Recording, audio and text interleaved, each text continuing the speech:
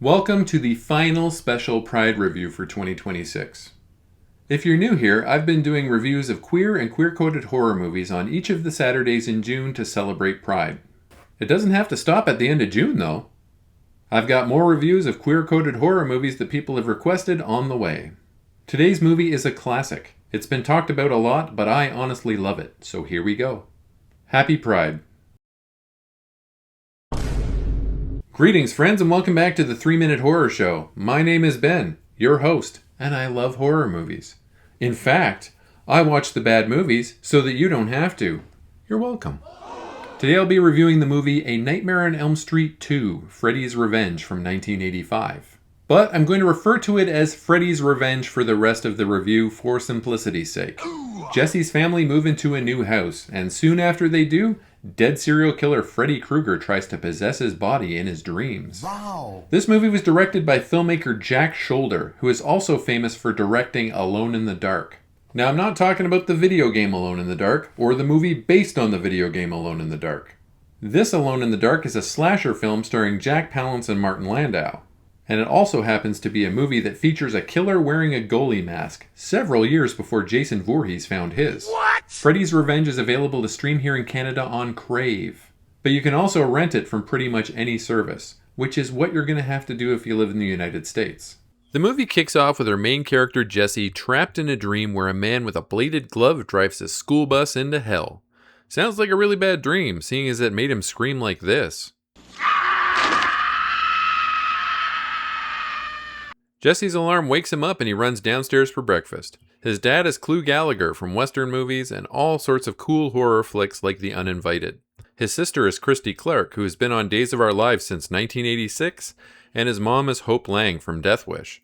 He's new in town and he's interested in a girl named Lisa, who bears a striking resemblance to Meryl Streep. Jesse drives her to school in his convertible. It's been 40 years. I think that we can all agree that Freddy's Revenge is a gay parable, can't we? It's kind of clumsily written, rather ham-handedly in some spots, like the shower with the coach and the S&M bar scenes, but it is a gay parable and it is ahead of its time. Jesse is an average teen boy. He goes to school. He has a bully. He has a girlfriend. But Jesse also has these thoughts that don't feel quite right to him. They're scary thoughts, and he thinks that if they get loose, they could hurt the people that he loves the most. Or maybe they'll see him as a monster and hurt him. Now in the movie, of course, those thoughts are Freddy Krueger, the knife-handed man who kills you in your dreams. But at its core, what Jesse is going through parallels what many closeted queer kids go through as they grow up and start to realize, maybe I'm a little bit different than my friends. It was very ahead of its time, but unfortunately I don't think that Hollywood was ready for it. It's gym class, and Jesse gets into a tussle with his bully Grady, played by Robert Rustler, who seemed to play bullies exclusively in the 80s. Jesse gets his pants pulled down and the boys wrestle for a while. Weird. The coach comes out and he's not happy. He's the guy who played Quado in Total Recall. Anyways, Jesse and Grady are punished, and going through this punishment, they seem to form a bond. Grady tells Jesse all about the house on Elm Street that he's moved into and what happened there with Nancy Thompson a few years ago. Jesse thinks Grady is full of bologna burgers, but that night he has the worst nightmare yet. First of all, he's in hospital scrubs. Why are you in hospital scrubs, Jesse? Freddy Krueger appears and tells Jesse that they have special work to do, and then Jesse wakes up screaming again. Freddy's Revenge did okay at the box office. Not great. Certainly not the type of business that the previous movie did. And many critics pointed the failure at the queer subtext of the movie, that subtext that we talked about in the previous segment. Now, Mark Patton is the name of the actor that played Jesse in this movie. Mark Patton was also a closeted gay actor in Hollywood in the early 1980s. And at that time period, being out and open in Hollywood could be a career killer. The writer of this movie, David Chaskin, went on the record to say that there were no intentional homoerotic undertones written into the plot of the movie. And if you think there were, then that's Mark Patton's fault for playing it that way.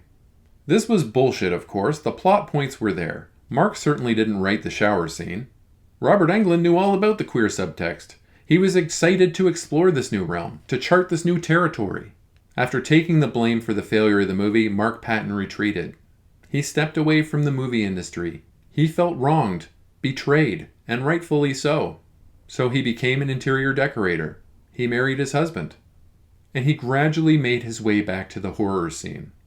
Now, despite some health issues of late, he's regularly getting work in indie film, and I couldn't be happier. So what happens next, you might ask? Well, a dance montage. That's what happens next. Naturally, I can't play any of the music here, but it's very 1980s. Jesse and Lisa find Nancy's diary and they learn more about Freddy Krueger. Jesse is like, wait a minute, I've seen this guy. I've seen him in my dreams. The family budgie goes crazy and then explodes. Something sends Jesse to an underground S&M club on a rainy night, and then Freddy starts killing people. Or is it Jesse? After all, how could it be Freddy? These people aren't asleep. And Jesse is the one who's left holding the glove. Before this movie is through, you're going to see the world's deadliest pool party, and maybe, just maybe, Jesse will figure out how to stop the man who's possessing him before anyone else dies.